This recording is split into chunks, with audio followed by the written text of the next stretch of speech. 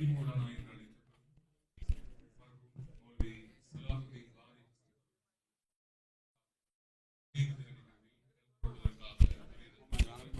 உங்கள் அனைவரையும் அன்போடு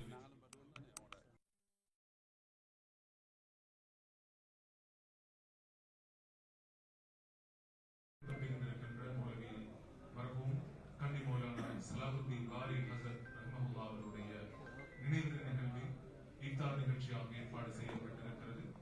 மெட்ஸ் என்று அழைக்கப்படுகின்ற இலங்கை முஸ்லிம் கல்வி முன்னேற்ற சங்கம் இந்த நிகழ்வை ஏற்பாடு செய்திருக்கிறது. இந்த நிகழ்விலே கலந்து கொள்வதற்காக மெட்ஸ் அமைப்பினுடைய அழைப்பை ஏற்று வருகை தந்திருக்கின்ற அனைவரையும் நாம் இந்த இடத்திற்கு அழைத்துக் கொண்டிருக்கின்றோம். குறிப்பாக இன்றைய நிகழ்ச்சிக்கு என்னுடைய அழைப்பை ஏற்று வருகை தந்திருக்கின்ற அகில இலங்கை ஜமியத்துல் உலமாவின் உபதலைவர்களில் ஒருவரான ஷேக் புர்ஹானுதீன் ஹசரத் அவர்களை நாம் மேடைக்கு அழைக்கின்றோம். அதே போன்று நிகழ்ச்சியில் கலந்து கொள்வதற்காக என்னுடைய அழைப்பை ஏற்று விசேட பேச்சாளராக வருகை தந்திருக்கின்ற சமகாலத்தின் மிகச்சிறந்த சிந்தனையாளர்களில் ஒருவரும் ஜாமியா நவீனியா கலாபடத்தினுடைய முதல்வருமாகிய ஷேக் ஏசி அகார் முகமது அவர்களையும் நாம் மேடைக்கு அழைக்கின்றோம். அதே போன்று நிகழ்ச்சியிலே கலந்து கொள்வதற்காக வருகை தந்திருக்கின்ற சிரேஷ்ட ஊடகவியலாளரும் மெக்ஸ் அமைப்பினுடைய தலைவருமான அல்ஹாஜ் எம்செட் அகமது முனவர் அவர்களையும் நாம் இந்த வேளையிலே மேடைக்கு அழைக்கின்றோம். அவர்களை உடனடியாக நாம் மேடைக்கு அழைக்கின்றோம். அதே போன்று ஜனாதிபதி சட்டத்தரணியும் ஐக்கிய ராஜ்யத்திற்கான இலங்கையின் முன்னாள் விசாரணைகளும் தற்போது தென்கிழக்கு பல்கலைக்கழகத்தினுடைய வேந்தராகவும் பணியாற்றிக் கொண்டிருக்கின்ற ஜனாதிபதி சட்டத்தரணி மாயிஸ் முஸ்தபா அவர்களையும் நாம் மேடைக்கு அழைக்கின்றோம். அவர்களுடைய பிரசன்னத்தோடு நாம் இன்றைய நிகழ்ச்சியை ஆரம்பித்திருக்கின்றோம். குறிப்பாக இலங்கையினுடைய ஒலிபரப்பு வரலாற்றில் பல்வேறு பிரமுகர்கள் எங்களுடைய ஒலிபரப்பு துறைக்கு மகத்தான சேவைகளை வழங்கியிருக்கிறார்கள். கலீல் ரஹ்மான் ஹசரத் முதல் இன்று வரை இருக்கின்ற பல உலமாக்கள் இந்த நிகழ்ச்சிக்கு இலங்கை ஒலிபரப்பு துறைக்கு மகத்தான சேவைகளை வழங்கியிருக்கிறார்கள். அந்த அடிப்படையிலே நாம் சேவையில் அவர்களுடைய சேவையை நினைவு கூற வேண்டிய இடத்திலே இருக்கின்றோம். எங்களுடைய அழைப்பை ஏற்று வரை தந்திருக்கின்ற முக்கியஸ்தர்களை நாம் அன்போடு வரவேற்றுக் கொண்டு குறிப்பாக நாம் இன்றைய நிகழ்ச்சியை கிராத் ஃபாத்திஹாவோடு ஆரம்பிக்கவிருக்கின்றோம். இந்த நிகழ்ச்சியை கிராத் மற்றும் ஃபாத்திஹாவோடு ஆரம்பிப்பதற்காக மௌலவி உஸ்தாஸ் இனாம் இன்சாப் ஹுசைனி ஹசரத் அவர்களை அழைக்கின்றோம். அவர்களின் கிராத்தோடு இன்றைய நிகழ்ச்சி ஆரம்பமாக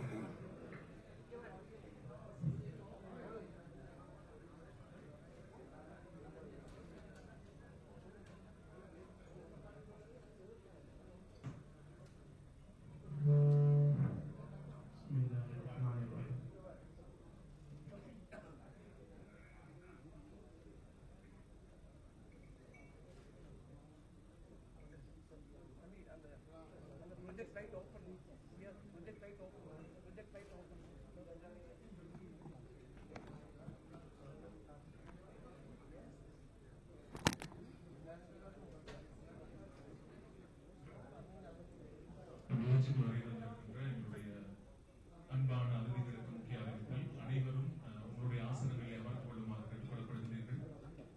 இங்கே எங்களுடைய நிகழ்ச்சியை ஏற்பாடு செய்வதற்காக இந்த நிறுவனம் சார்பாக முக்கியஸ்தர்கள் ஒதுக்கப்பட்டிருக்கிறார்கள். எனவே உங்களுடைய இங்கே ஒதுக்கப்பட்டிருக்கின்ற ஆசனங்களிலே அனைவரும் அமர்ந்து கொள்ளுமாறு கேட்டுக்கொள்ளப்படுகிறீர்கள். குறிப்பாக இன்னொரு விடயத்தை ஞாபகப்படுத்துகின்றோம். குறிப்பாக மௌலவி சலாஹுதீன் ஹசரத் அவர்களுடைய மர்ஹூம் அவர்களுடைய ஊர் கல்வியிலிருந்து அவர்களுடைய குடும்ப உறுப்பினர்கள், அவருடைய மகனார் அல்ஹாஜ் முஸ்லிம் சலாஹுதீன் உட்பட பல பிரமுகர்கள் இங்கு வருகை தந்திருக்கிறார்கள். அதே போன்று எங்களுடைய கண்ணியத்திற்குரிய மூத்த உலமாக்கள், அதே போன்று ஆணையாளர்கள், அதே போன்று பணிப்பாளர்கள் உட்பட பல நிறுவனங்களின் முக்கியஸ்தர்கள் வருகை தந்திருக்கிறார்கள். அவர்களையும் நாம் மீண்டும் வரவேற்றுக் கொண்டு எங்களுடைய நிகழ்ச்சிக்காக நாங்கள் செல்கின்றோம். அனைவரும் உங்களுக்காக ஒதுக்கப்பட்டிருக்கின்ற ஆசனங்களில் அமர்ந்து கொள்ளுமாறு கேட்டுக்கொள்ளப்படுகிறீர்கள். இப்போது மௌலவி இனாம் ஹுசைனி ஹசரத் அவர்கள் தன்னுடைய துவா மற்றும் ஃபாத்திஹாவோடு நிகழ்ச்சியை ஆரம்பித்து வைக்கிறார்கள்.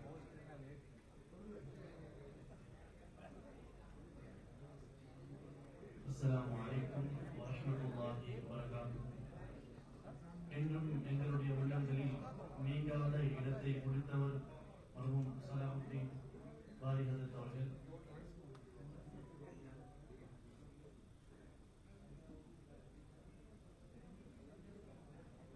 என்றும் எங்களுடைய உள்ளங்களில் நீங்காத இடத்தை பிடித்தவர் சலாஹுதீன் ஹசரத் அவர்கள். மறைந்தும் மறையாத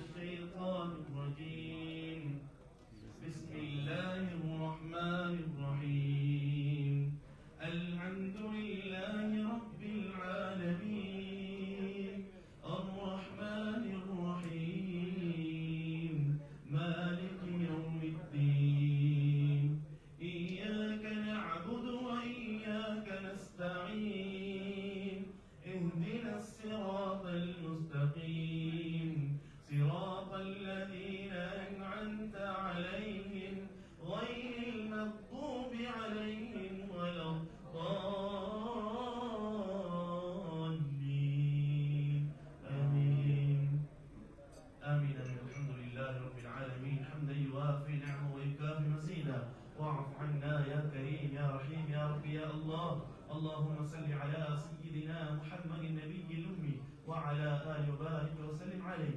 اللهم اغفر له وارحمه وعافه واعف عنه وأكرم نزله ووسع مدخله، خصوصا من نبينا مرحوم صلاح الدين باري رحمه الله.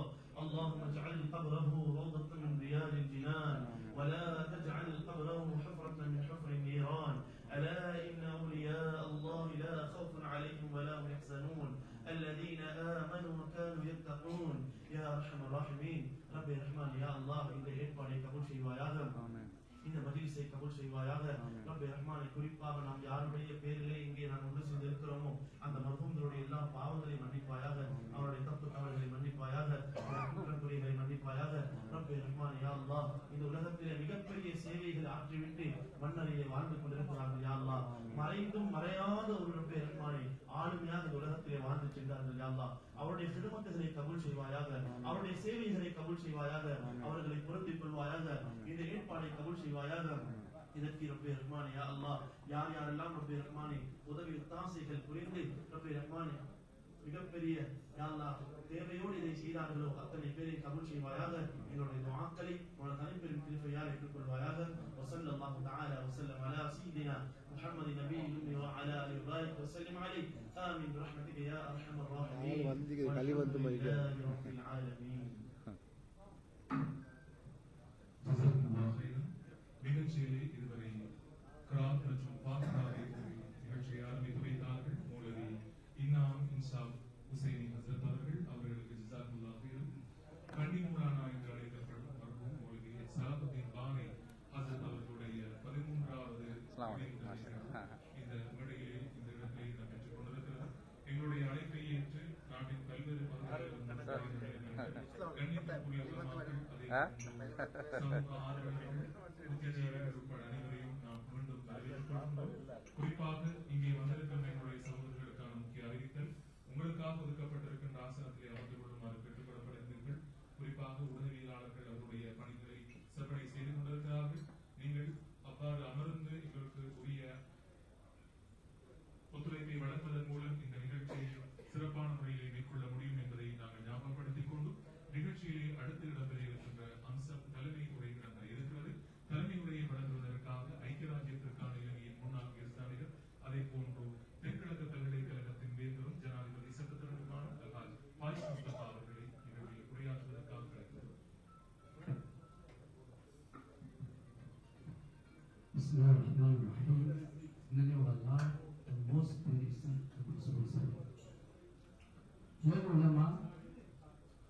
Members of the table, introduce our distinguished speaker, Sheikh Aga Mohammed, the Vice President CJU, Haji Munawar, and of course, Muslim Haja, my good friend, the man and the event as it were.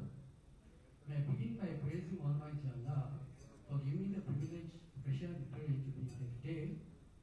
And of course, I am indebted to MEPS for the kind invitation and honor they granted me by asking me to present at this event. I extend my salams and my welcome to all the ulama here today, particularly the ulama from Kandy district, because I am from Kandy myself, as you know, and I witness for the Kandy chapter. Having said that, may I say that I'm pleased to be here because Marhum Salahuddin Maulavi is not some mythical figure whom I do not know. I knew him in flesh and blood. I used to admire mainly his gentleness, mainly. It was a sign of piety. He always had a smile on his face, and that smile, I think, is pictured in the photograph you have on the invitation. He was very humble, very simple, but very learned. He was, of course, an international scholar of international repute. He was honored not only in Sri Lanka, but in Pakistan, India, Malaysia, Singapore, and even in the West, the USA and UK. I used to remember he used to come to my house, and my father used to wait for his arrival. And I used to be a sacrificial lamb because I used to ask, he used to call me. They used to discuss the Quran and the Hadith. And I was asked to recite a passage from the Quran. confess that my recital is very poor. So I used to be a sacrificial lamb, but he used to correct me. And the greatness was, he doesn't correct me directly, but he says, isn't it better if you pronounce it in this way? That was the kindness of the man, the greatness of the man. He carried his learning lightly. When he was the Imam of the Hanafi Mosque in Kandy, he was the inspiration of the revival in Islam in Kandy, the driving force. He has a passion for learning. And he set up a library, 4,000 books in the Hanafi Mosque itself.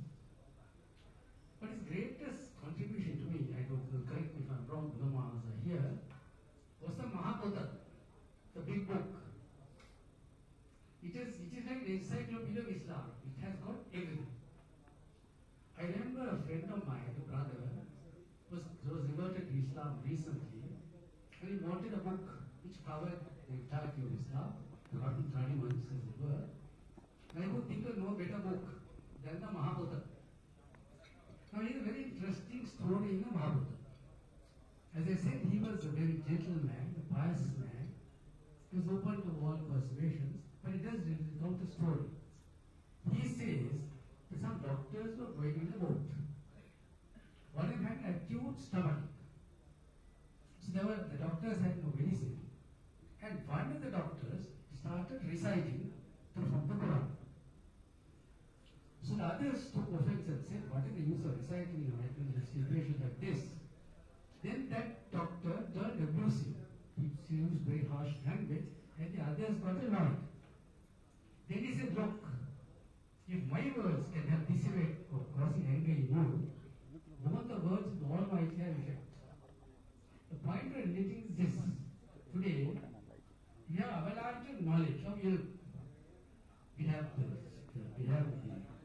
social media, there are debates, but we seem to lose the most important thing of taqwa. So I think my grandmother, I remember when I was young, I asked her, why do you believe in Allah? So she was an unlettered lady, uneducated lady, cannot be to school. She said to me, well, Rasul said so. So this is what I'm saying, we have to revive this spirit of taqwa. We have so much of will, too much of will, perhaps, and not enough taqwa. And that's a matter which you ulamas, it's in your hands, to resuscitate that feeling of taqwa, of piety, of devotion, and not pure. Ilm is important, but deen is most. And I want to give that message with you. The other is, this already surrounding, to use the word title, correct me if I'm wrong, Mr. Muslim, correct me if I'm wrong, Deshak Kirti, Kala Bhushan, Dr. Alhaj Salahuddin Jim, ever heard? That's his full title. He had a dream. He wanted to raise the status of ulama. I agree, because even today, if you go to a function and find, we don't record the same respect, the same status that the ulama should have. So look at the others. If you go to a function to find the Buddhist monk, how respectful they are? They may not like it personally, but still they are very respectful. We don't have the same sanctity, the same sort of respect for our ulama. Other is, there are so many issues being on ourselves. Fitna is raising his head. We must now unite and speak, if possible, with one voice on issues. For that we are advocating an Islamic secretariat, a real Islamic secretariat, where we will confine to some to media and some to organized specialized areas. So that is the thought I want to leave you. So may I now begin by saying, go back again to my subject and say, because she was not only a scholar of international repute, he was a man of taqwa, man of piety, more importantly. He was also a writer, most important, prolific writer, and also a man who pioneered the SNMC, the Synonym Broadcasting Corporation, SLBC, the Muslim service. That is not a service that we can forget. So may I conclude by saying I welcome all of you to this function today. I'm glad to see my father's friend was the date Marhum Maulavi. My friend is Muslim Hajjai's father. His embodiment is father because he's known not only for the strong leadership he gives us, Muslim leadership, but also for his piety and more importantly for his philanthropy. I'm aware of the fact that he had put up a mosque by himself in Gandhi. That alone is a service, adequate service, but may I say, conclude by saying, may Almighty Allah accept the services of the father and the son. And may forgive the sins, if at all, of the late Maulavi. And may you accept his services in this month of Ramadan, with Almighty extend to us his compassion and his mercy. Jazakallah khair. Thank you very much.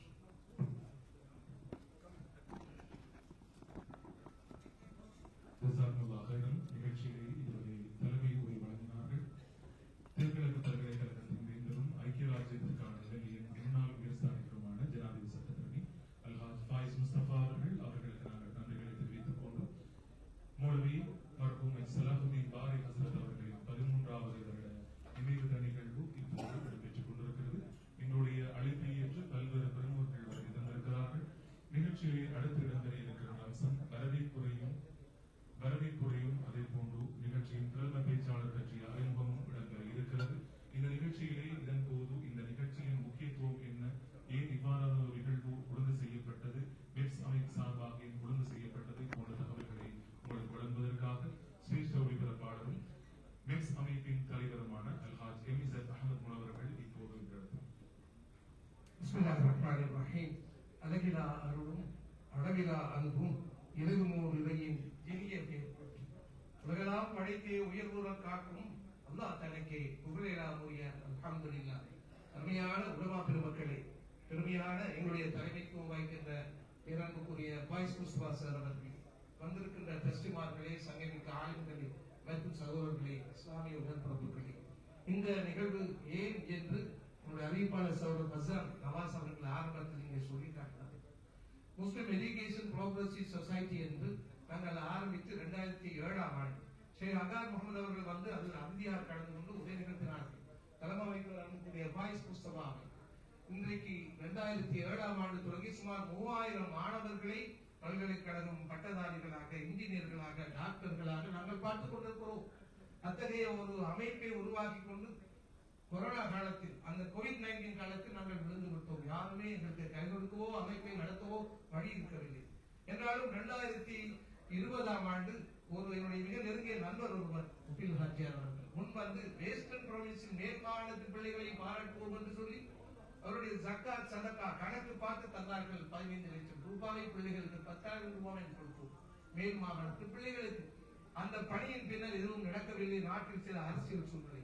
நான் யோசித்தேன், மௌலவி சலாஹுத்தீன் அவர்களுக்கு முஸ்லிம் ஹாஜியார் அவர்கள் எதுவும் செய்ய வேண்டிய அவசியம் இல்லை, எங்களுக்கு ஒரு கடமை இருக்கிறது. மாணவியில் நான் 45 ஆண்டுகள் கடமையாற்றிய காலத்திலிருந்து 1950ஆம் ஆண்டுகளிலிருந்து பணியாற்றிய ஆளுங்கள், உலமாக்கள் நிறைய பேரை பட்டியல் போட்டு பார்த்திருக்கிறேன். ஷேக் அகார் அவர்கள், ஷேக் பகீர் அவர்கள், டாக்டர் சுக்ரி அவர்கள் மற்றும் மௌலவி சலாஹுத்தீன் அவர்கள் எங்களுடைய காலத்தில், அதற்கு முன் 1950களிலிருந்து ஆற்றிய உலமாக்கள் நிறைய இருக்கிறார்கள். உங்களுக்கு தெரியும், மருகும் மணிமொழி மௌலானா கலீல் ரஹ்மான் அவர்கள், எம்.கே. அபுல் ஹசன் காவிரி அவர்கள், மருகும் மசூத் ஆலிம் அவர்கள், இப்படி பெருங்கொண்ட ஆளுங்களை நாங்கள் நினைத்து பார்க்கின்ற பொழுது அவர்களை யாரும் நினைக்கிறார்கள் இல்லையே. நான் முஸ்லிம் ஹாஜியார்ட்ட கேட்டேன், எனக்கு ஒன்றும் சம்பந்தம் இல்லை, நீங்க ஒன்றும் செய்யணும். என்னன்னு சொன்னால், இது இந்த இடத்தில் இங்கு வந்து செய்வதற்கு எங்களுக்கு பட்ஜெட் அதுதான் இருக்கிறது. நான் யோசித்தேன், உங்களுடைய ஒரு கண்ட்ரிபியூஷனை செய்யுங்கள், பரவாயில்லை செய்வோம். என்னன்னா, அவர் கல்வியில் பெரும் விழா எடுப்பார். நாங்கள் நேரடியாக அஞ்சல் செய்து கல்வியில் 2023ஆம் ஆண்டு எங்கள் தலைவர் எல்லோரும் சென்று ஊர் முழுக்க சாப்பாடு கெடு கொடுத்து பெரும் விழா எடுப்பார். அது செய்யுங்க, இதையும் செய்யுங்க என்று சொல்லி ஆய்வுக்கு ஒரு விழா எடுத்து ஒரு முன்மாதிரி நினைவு பேருடைய நிகழ்த்துவோம் என்று அன்புக்குரிய எங்களுடைய கல்விமான் அறிஞர் ஷேக் அகார் அவர்கள் கேட்டேன். நான் வருகிறேன், ஆனால் நேரம் காலம் நேரம் நோன்பு காலம் கொஞ்சம் பொறுத்து பார்ப்போம் என்று தாமதிக்கும் எங்களுக்கு இங்கு உடன்பட்டுக் கொண்டார்கள். அன்போடு வரவேற்கிறோம் ஷேக் அவர்களே. ஜாமியா நவீனியாவிற்கு கலாநிதி சுக்ரிக்கு பின்னர் அவர்கள் தேடிக்கொண்டிருந்தார்கள். காலடியில் மாணிக்கத்தை வைத்துக் கொண்டு மண்ணை தோண்டி தருவது போன்று தேடிக்கொண்டிருந்தார்கள். இவர்கள் வந்து சேர்ந்தார்கள். அன்போடு அவர்கள் வந்து இந்த விழாவை சிறப்பிக்கிறார்கள். அவர்கள் இத்தகைய ஒரு ஆளுமையை மரியாதைப்படுத்துவதற்கு பொருத்தமானவர். சலாஹுதீன் ஹசரத் அவர்களோடு நான் திருச்சியிலும் மலேசியாவிலும் ஐயம்பேட்டையிலும் நிகழ்வுகளில் கலந்து கொண்டிருக்கிறேன். ஏன் அரபா மைதானத்தில் 2001ஆம் ஆண்டு ஹஜ்ஜின் போது அவர் ஓதிய துவாவை கொடுத்து நான் ஒளிபரப்பியிருக்கிறேன், பலமுறை ஒளிபரப்புகிறேன். இன்னும் அது வரும் இன்ஷா அல்லாஹ் துவா. இப்படி பல நிகழ்வுகளை கலந்து கொண்ட பொழுது நான் கேட்டேன் முஸ்லிம் ஆஜியாரிடம், ஏன் பாப்பாக்கு இப்படி ஒரு விழா செய்யக்கூடாது? அவர் விரும்பவே இல்லை. மிக கஷ்டப்பட்டு நான் நாளை உம்ரா போகிறேன், எப்படி நாங்கள் பொருட்படுத்துவோம். நண்பர் வசியா நவாஸ், நண்பர் ஹிஷாம், மற்ற என்னுடைய அமைப்பினர்கள் இப்படி ஒரு முயற்சி செய்தோம். இன்ஷா அல்லாஹ் இந்த முயற்சி இன்னும் பல உலமாக்களை ஆண்டுதோறும் நினைத்து பாருங்கள். யார் டாக்டர் ஏமே அஜித்துக்கு வையமே ஆண்டுதோறும் விழா எடுக்கிறார்கள். அதுபோல வாபிச்சமருக்கு அது செய்கிறார்களா? இல்லை, ராசி பகுதிக்கு செய்கிறார்கள். அது அமைப்பு இருக்கிறது. இப்படி ஆளுங்களை நினைத்து பார்த்து இவர்களால் யாராவது செய்கிறார்களா? இல்லை.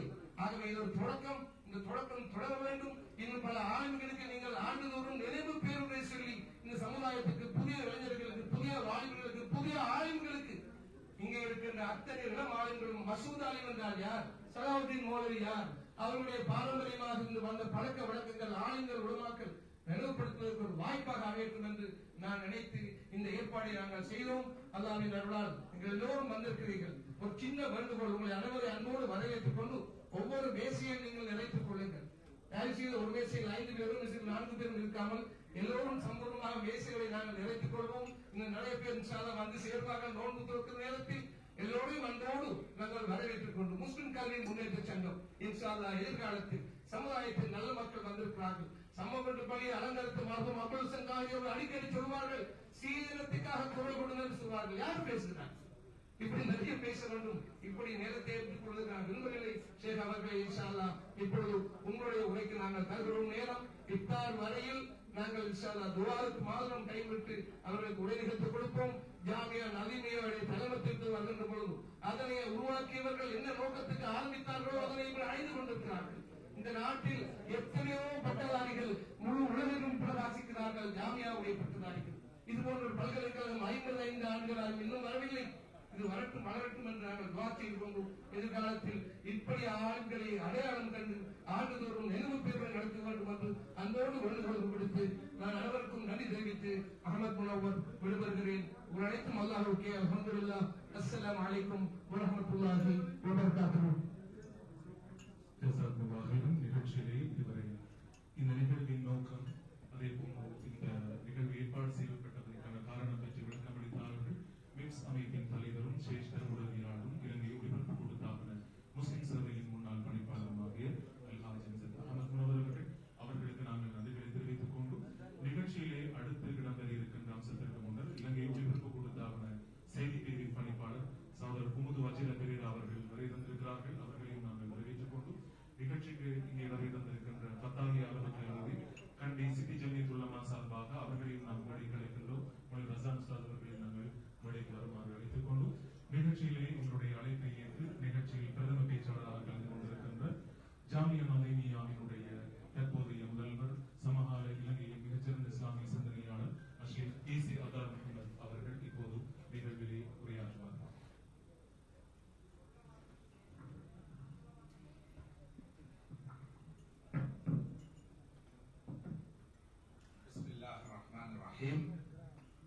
الحمد لله رب العالمين والصلاة والسلام على أشرف الأنبياء وسيد المرسلين سيدنا محمد وعلى آله وصحبه ومن تبعهم بإحسان إلى يوم الدين. مولانا மௌலவி சலாஹுதீன் பாரி அவர்களே, அவர்களுடைய வாழ்வை பணிகளை நினைவு கூறும் நோக்கத்தோடு ஒழுங்கு செய்யப்பட்டிருக்கின்ற இந்த மகத்தான நிகழ்வுக்கு தலைமை வகிக்கின்ற எனது பேரன்புக்கும் பெருமதிப்புக்கும் உரிய சகோதரர், தென்கிழக்கு பல்கலைக்கழக வேந்தர், ஜனாதிபதி சட்டத்தரணி கலாநிதி ஃபாயிஸ் முஸ்தபா அவர்களே, மர்ஹூம் சலாஹுதீன் பாரி ரஹ்மஹுல்லா அவர்களுடைய புதல்வர், மதிப்புக்கும் அன்புக்கும் உரிய அல்ஹாஜ் முஸ்லிம் சலாஹுதீன் அவர்களே, முஸ்லிம் கல்வி முன்னேற்ற சங்கத்தின் ஸ்தாபக தலைவர், இந்த நிகழ்வின் பிரதம ஏற்பாட்டாளர் எனது அன்புக்கும் மதிப்புக்கும் உரிய சகோதரர் அல்ஹாஜ் அஹமத் முனவர் அவர்களே, சங்கத்தின் உறுப்பினர்களே, இங்கு மேடையில் விட்டிருக்கின்ற மதிப்புக்குரிய புர்ஹான் ஹசரத் அவர்களே, இனிய மரியாதைக்குரிய உலமாக்களே, மதிப்புக்குரிய சகோதரர்களே, அஸ்ஸலாமு அலைக்கும் வரஹ்மத்துல்லாஹி வபரகாத்துஹு. இத்தகைய நினைவேந்தல் நிகழ்வுகள் ஏன் நடாத்தப்பட வேண்டும் என்பதை சகோதரர் முனவர் ஹாஜி அவர்கள் தொட்டு காட்டினார்கள். ஆரம்பமாக நம்மோடு வாழ்ந்து நம்மை விட்டு பிரிந்தவர்களுடைய நலவுகளை நினைவு கூறுவது என்பது ஒரு முக்கியமான அமல். மாத்திரமல்ல, அவர்களுக்கு நாங்கள் செய்கின்ற உயர்ந்த பிரார்த்தனையாக துஆவாகவும் அது இருக்கும். ஒரு நாள் ஒரு ஜனாசா செல்கிறது. ஸல்லல்லாஹு அலைஹி வஸல்லம் அவர்கள் அங்கே நிற்கிறார்கள். அந்த ஜனாசாவுடைய நலவுகளை மக்கள் பேசிக் கொள்கிறார்கள். இதை கேட்ட ஸல்லல்லாஹு அலைஹி வஸல்லம் அவர்கள் வஜபத் என்றார்கள். மற்றொரு ஜனாசா கடந்து சென்றது.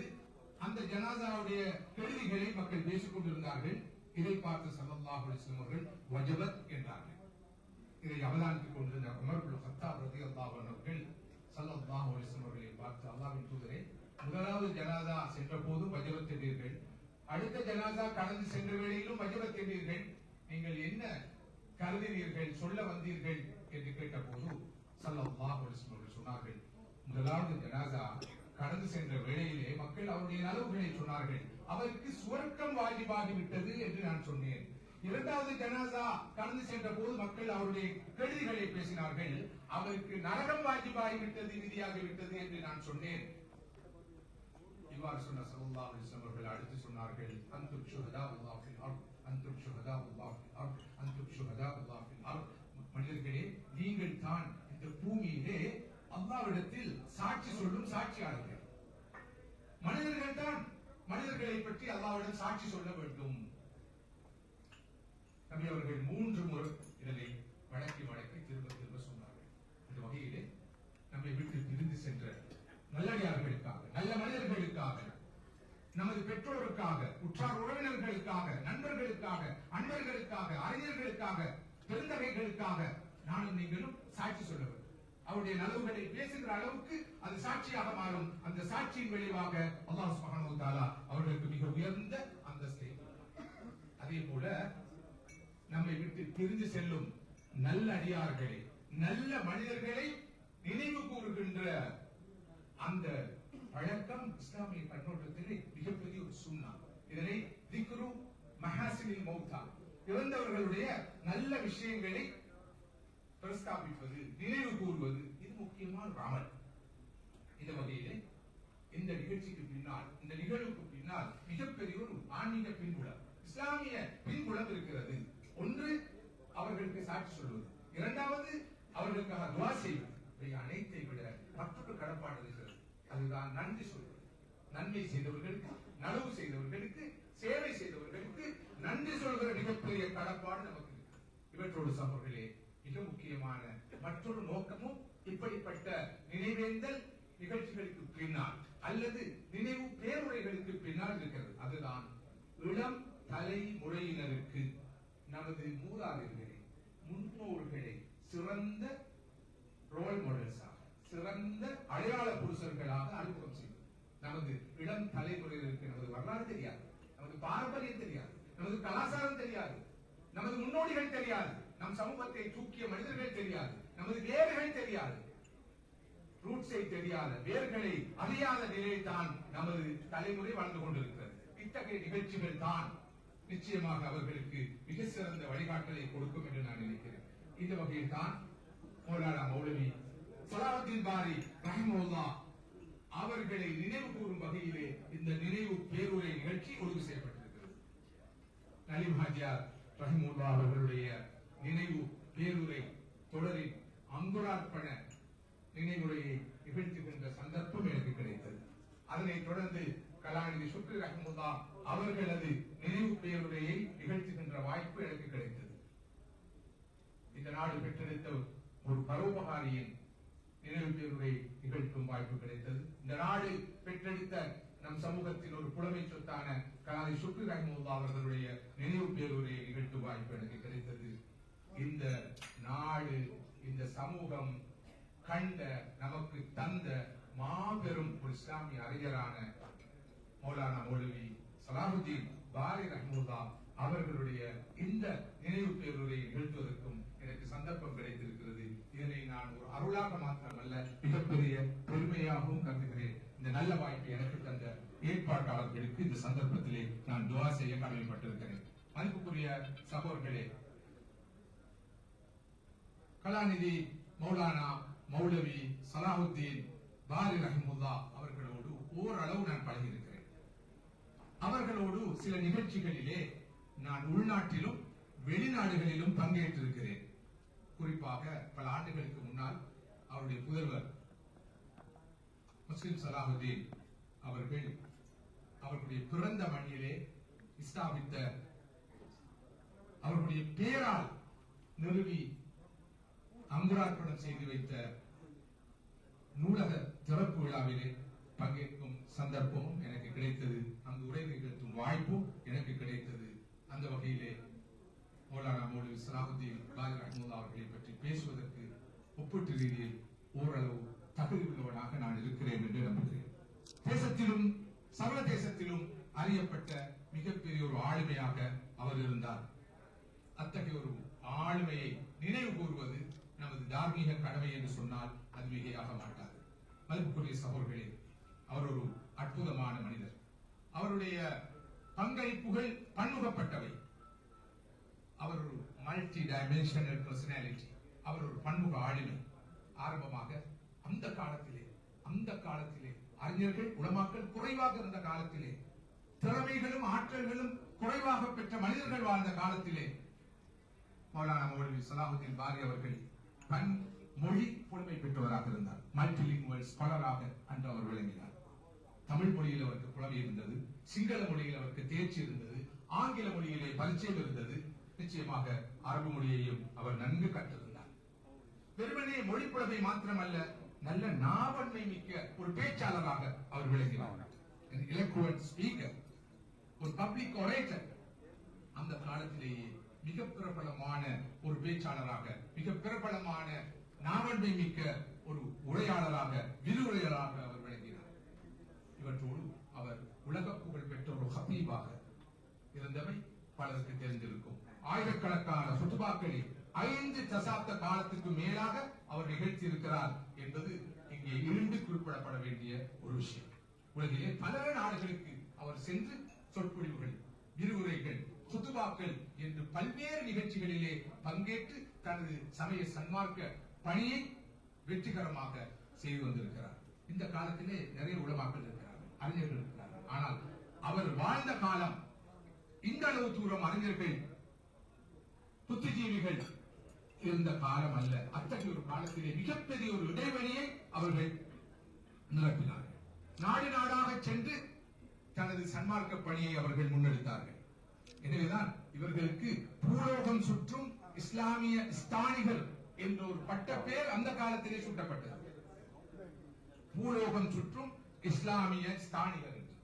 இது போக ஞானத்தேனி, தாஜுல் உலமா, நடமாடும் சர்வகலாசாலை என்றெல்லாம் அந்த காலத்து மக்கள் அவரை கௌரவித்து பாராட்டி அவருக்கு பல பட்டங்களை சூட்டினார்கள்.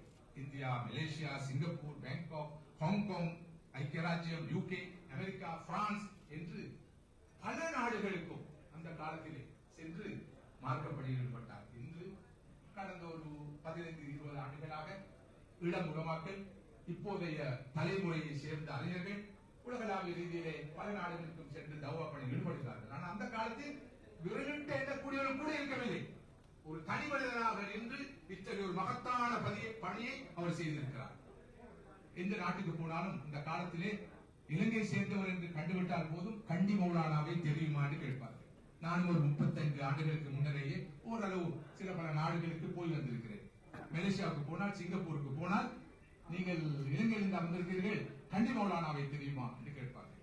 அந்த அளவுக்கு மாஷா அல்லாஹ் அந்த காலத்திலே அவர்கள் புகழ்பெற்ற ஒரு அறிஞராக இருந்தார்கள். ஒரு பக்கம் அவர்களுக்கு மொழி புலமை இருந்தது, மறுபக்கம் நாவன்மை இருந்தது, இன்னொரு பக்கம் அவர்கள் ஒரு எழுத்தாளராக இருந்தார்கள். ஒரு ஆளு அந்த காலத்திலே ஒரு எழுத்தாளராக இருப்பது என்பது சாமானியமான விஷயம் அல்ல. 1950களிலேயே அவர்கள் எழுத ஆரம்பித்து விட்டார்கள். பத்திரிகைகளுக்கு கட்டுரை எழுதுவார்கள், சஞ்சிகளுக்கு கட்டுரை எழுதுவார்கள். 200க்கும் மேற்பட்ட சிறு நூல்களை அவர்கள் எழுதினார்கள். அந்த நூல்கள் லட்சம் பிரதிகள் அச்சிடப்பட்டு உலகில் பல நாடுகளிலே பகிரப்பட்டிருக்கின்றன. தமிழ், ஆங்கிலம், சிங்களம் ஆகிய 3 மொழிகளிலும் அவருடைய நூல்கள் வெளிவந்திருக்கின்றன. அந்த நூல்களுடைய தொகுப்பு தான் இங்கே கௌரவ் ஃபாயிஸ் முஸ்தபா அவர்கள் குறிப்பிட்ட அந்த பிக் புக் அல்லது மகாபுத்தர், தமிழிலே தொகுப்புகளின் தொகுப்பு என்ற பெயரிலே அந்த புத்தகம் வெளியிடப்பட்டது. அது மாத்திரமல்ல, அவர் ஒரு முற்போக்கான மனிதர், தூரநோக்கூடிய மனிதர், புரட்சிகரமான ஒரு மனிதர் என்று அவரை வர்ணித்தால் வெளியாக மாட்டார். அந்த காலத்திலே நூல்களை எழுதினார், நூல்களை வெளியிட்டார். நூல்களை வெளியிடுவதற்காக ஒரு பதிப்பகத்தை அமைத்தார். தனது மூத்த மகள் நினைக்கிறேன் அல்லது மகள் நினைக்கிறேன், ஷிஃபா பப்ளிகேஷன் என்ற பெயரிலே அந்த காலத்திலேயே ஒரு வெளியீட்டு பணியகத்தை, பதிப்பகத்தை உருவாக்கிய பெருமைக்குரிய ஒரு ஆளும் சலாஹுதீன் ஹஸரத் அவர்கள். இன்று இது ஒரு பெரிய விவகாரம் அல்ல. அன்றைய காலத்திலே அவர் செய்தது மிகப்பெரிய சாதனையாக பார்க்கப்படுவது. இவை அனைத்தோடும் அவர் ஒரு ஆசிரியராக இருந்தார், ஒரு டீச்சர், ஒரு ஐடியல் டீச்சர், ஒரு முன்மாதிரியான ஆசிரியர். அவர் சுமார் 30 ஆண்டுகள் இலங்கை அரச பாடசாலைகளிலே அவர் அரபு இஸ்லாம் ஆசிரியராக கடமையாற்றியிருக்கிறார். ஒரு மாணவ பரம்பரை உருவாக்கி இருக்கிறார். சென்ட் போல்ஸ் போன்ற முஸ்லிம் அல்லாத பாடசாலையில் கூட அவர் இஸ்லாம் பாட ஆசிரியராக கடமையாற்றியிருக்கிறார். இதனை நான் மிகவும் பெருமைப்படுகிறேன். ஏன் தெரியுமா?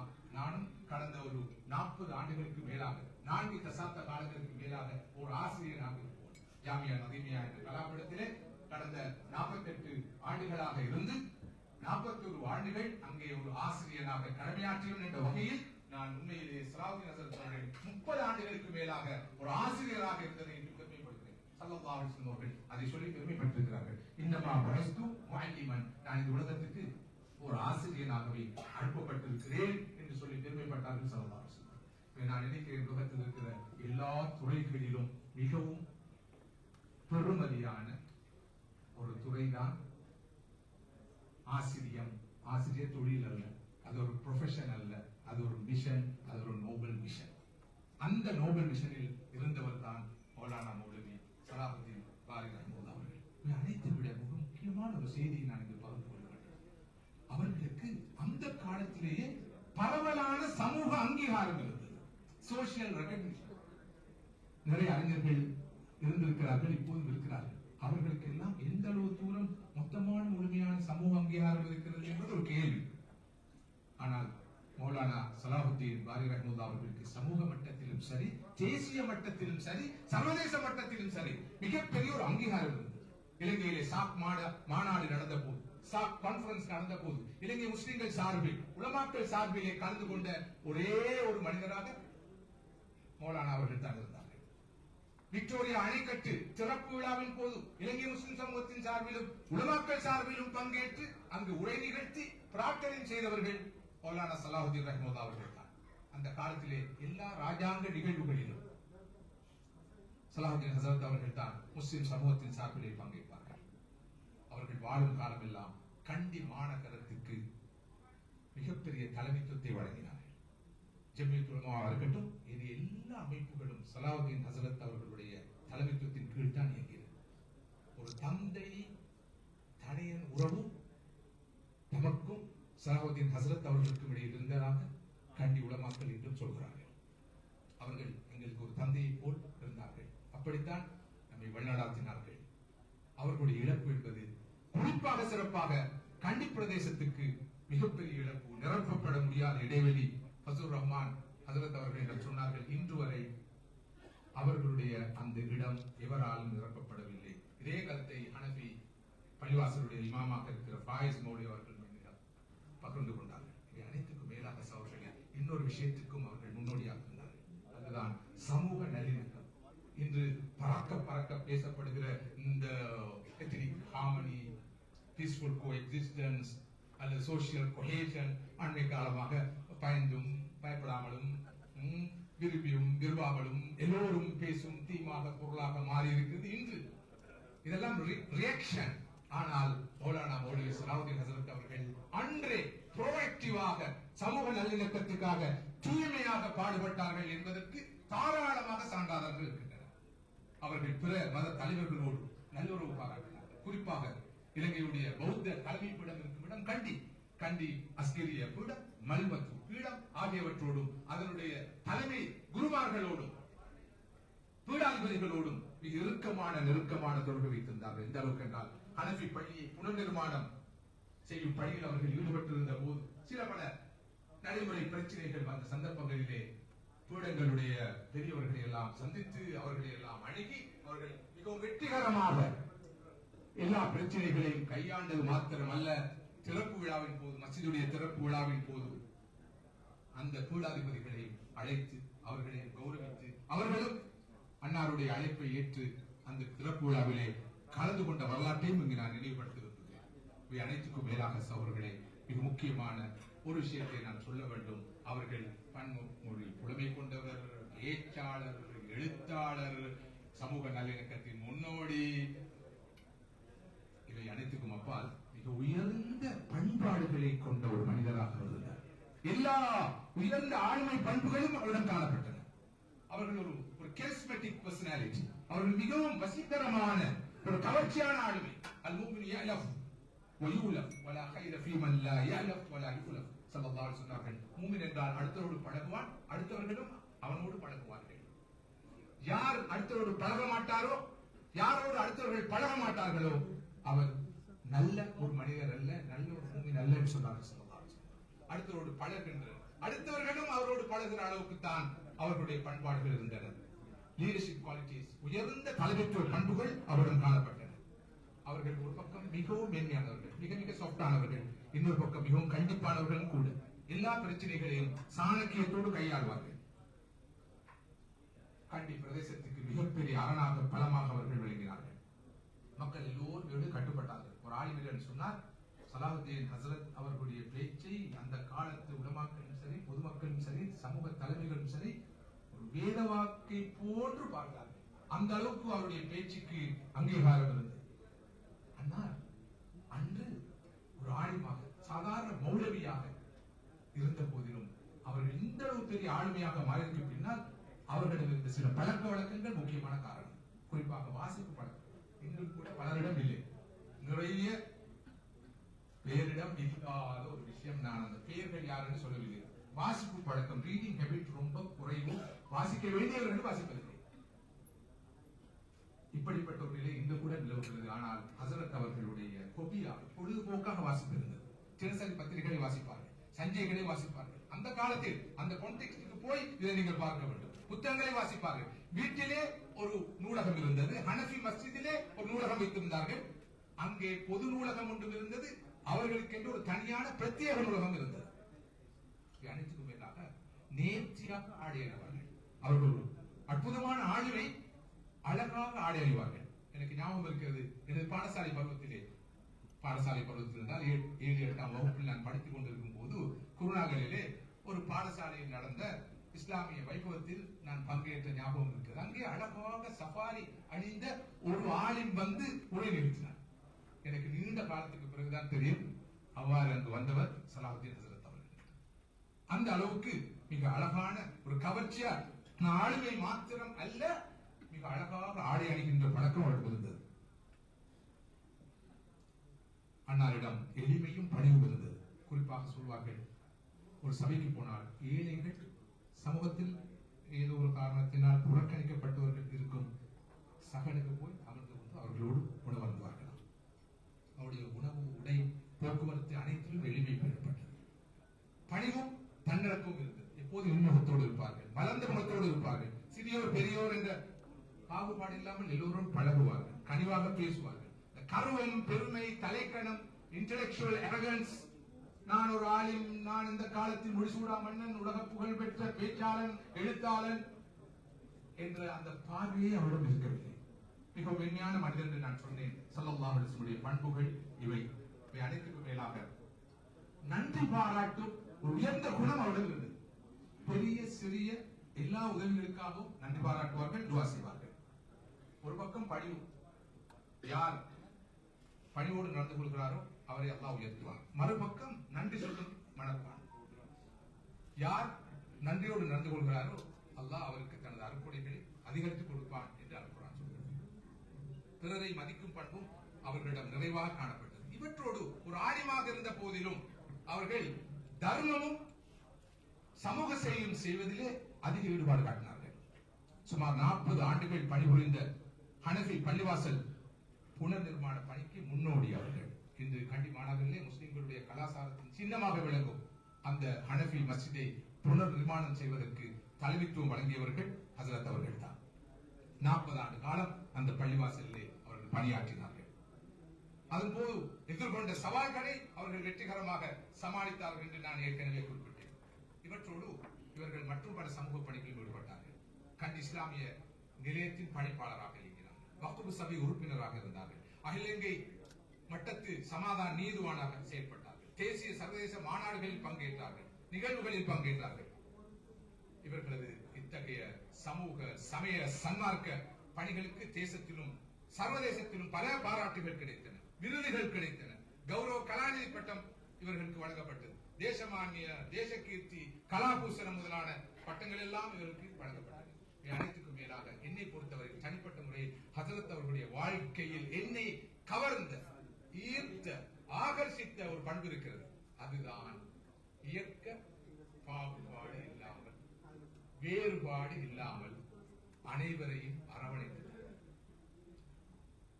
தரிகாக்களாக இருக்கலாம், ஜமாத்துகளாக இருக்கலாம், அமைப்புகளாக இருக்கலாம், அனைத்தையும் அரவணைத்து சென்ற ஒரு மனிதராக, ஒரு முன்மாதிரி மனிதராக, ஒரு அடையாள புருஷராக அவரை நான் பார்க்கிறேன்.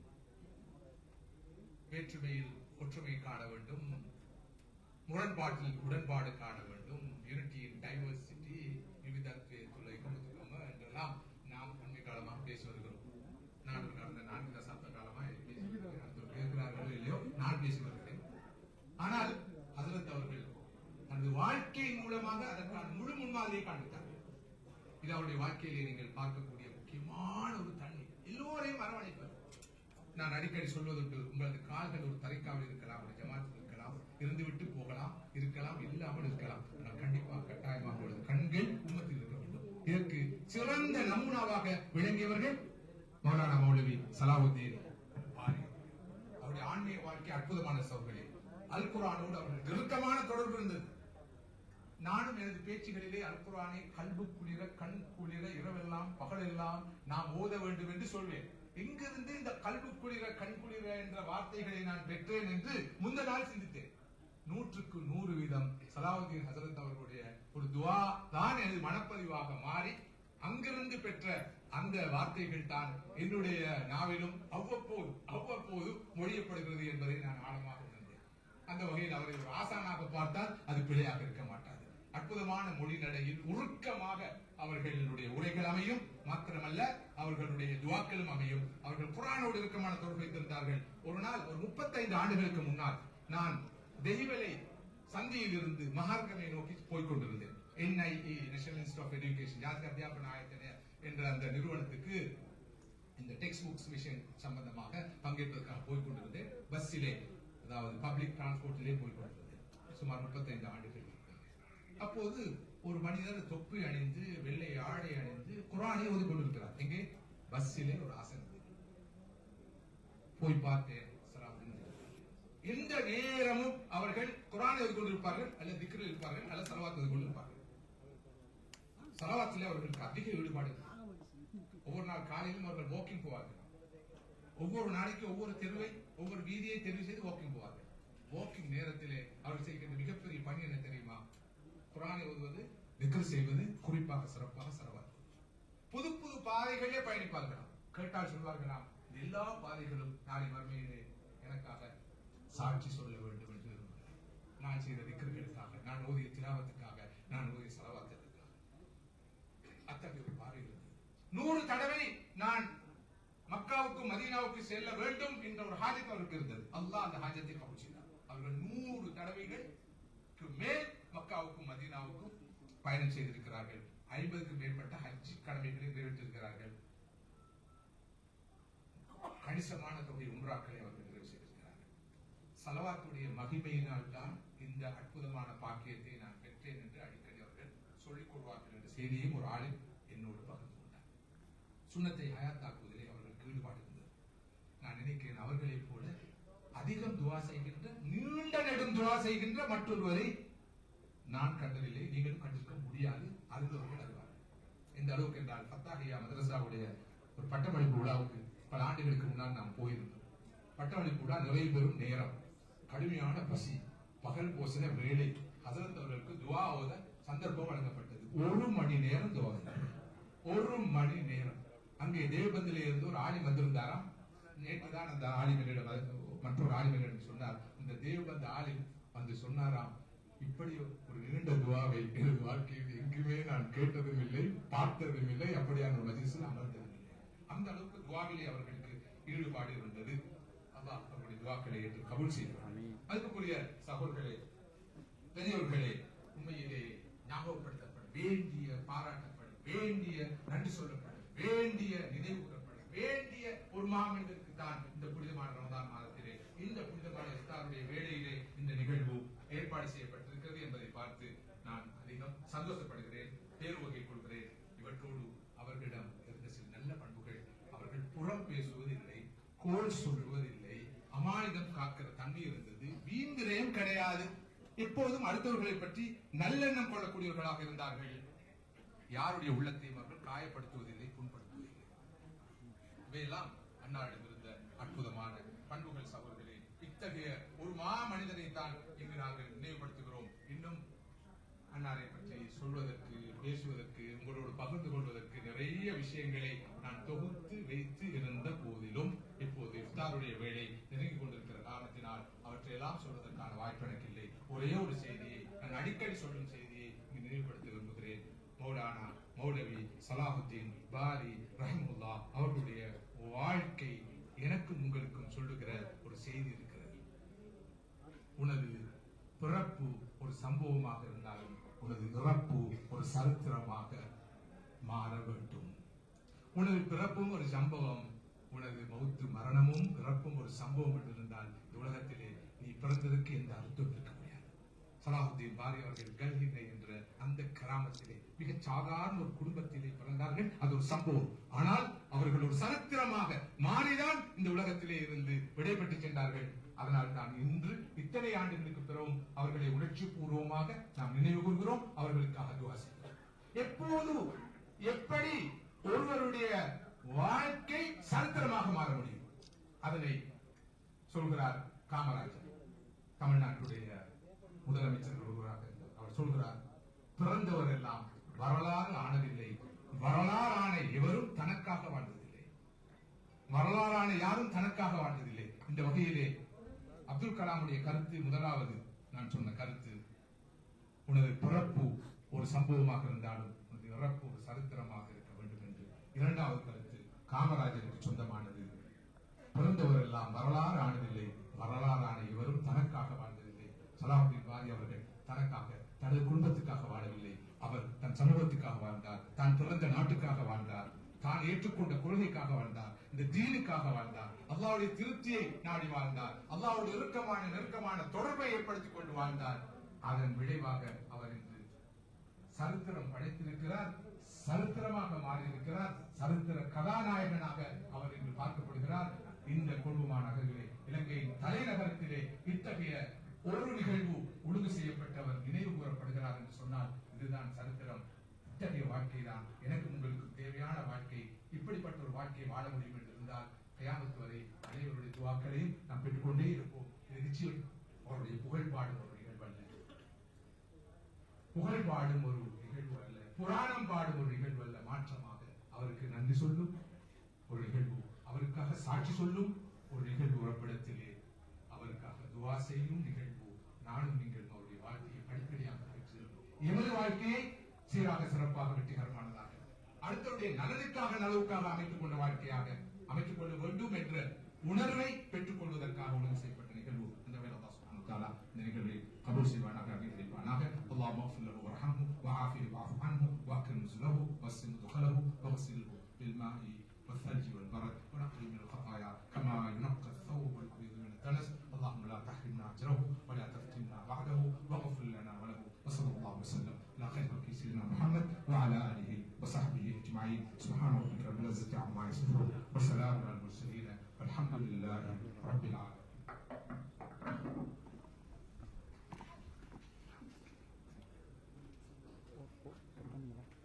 ஜஸாக்குமுல்லாஹ் ஹைரன். நிகழ்ச்சியிலே இதுவரை சலாஹுத்தீன் மௌலவி மற்றும் அவர்களுடைய நினைவு தின பேருரை கேட்டீர்கள். வழங்கியவர் ஜாமியா நவீனியாவின் முதல்வர் ஷேக் ஐசி அகார் முஹம்மது அவர்கள். அவர்களுக்கு நாங்கள் நன்றிகளை தெரிவித்துக் கொண்டு இன்ஷா அல்லாஹ் நாங்கள் இப்போது மகரித் தொழுகைக்கான அசானை தயாராக இருக்கின்றோம். குறிப்பாக இன்னும் ஒரு நிமிடம் மாத்திரம்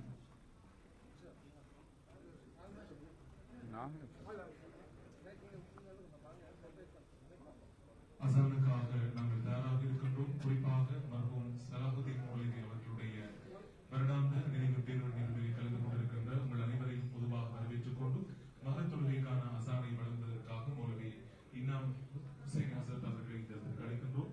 அவர்கள் மகரத் தொழுகைக்கான அசானை வழங்குவார்கள். குறிப்பாக மகரித் தொழுகையை தொடர்ந்து கீழ் மாடியிலே உடு செய்வதற்கான வசதிகள் ஏற்பாடு செய்யப்பட்டிருப்பதாக நிகழ்ச்சியின் ஏற்பாட்டாளர்கள் அறிவித்திருக்கிறார்கள். எனவே நிகழ்ச்சி முடிவடையும் வரை அனைவரும் எங்களுக்கு ஒத்துழைப்பு வழங்குமாறு கேட்டுக் கொள்ளப்படுகிறீர்கள்.